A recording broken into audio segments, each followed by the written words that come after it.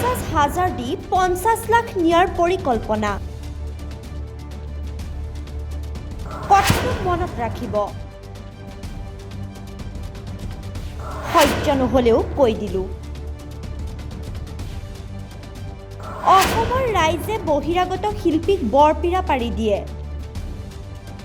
থলুৱা শিল্পীক সন্মান দিব নাজানে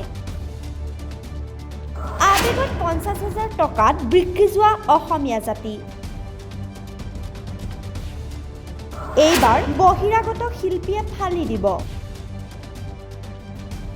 এইবোৰ কিন্তু আমি কোৱা কথা নহয় এইবোৰ এটা পোষ্টৰ তলত দিয়া কমেন্টৰ বৰষুণহে মৰ্মিতা মিত্ৰ অসমত সৰ্বত্ৰে চৰ্চাত থকা এটা নাম বংগ কন্যা মৰ্মিতাই যেন অসমত এক খলকনিৰ সৃষ্টি কৰিছে বংগ কন্যা মৰ্মিতাৰ মুখত আখৈ ফুটা দি ফুটে অসমীয়া ভাষা মই আজিৰ পৰা ষ্টেজত অসমীয়া কথা পাতিব আৰু মই চেষ্টা কৰিব মঞ্চত পৰিৱেশন কৰে হাৰ্থব জুবিন গাৰ্গৰ ইটোৰ পিছত সিটো গীত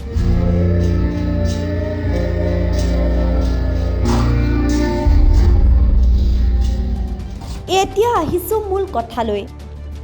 মৰ্মিতা মিত্ৰই প্ৰয়াত গণশিল্পী ৰাজীৱ শদিয়া ফাউণ্ডেশ্যনলৈ আগবঢ়ালে 50,000 টকা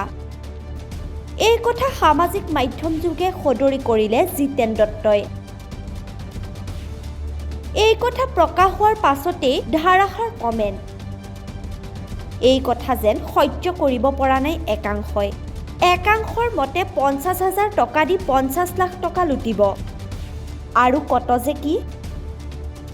একাংশই আকৌ মৰ্মিতাৰ এনে মহানুভৱতা শলাগ লৈছে মুঠৰ ওপৰত কি সঁচা কি মিছা সময়ত হ'ব লক্ষণীয়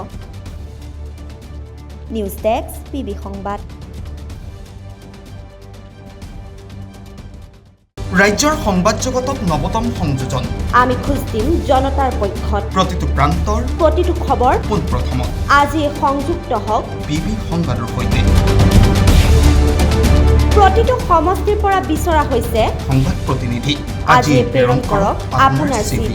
আমাৰ ইমেইল এড্ৰেছ pbsangbad277@gmail.com আমাৰ হোৱাটছএপ নম্বৰ 6001249592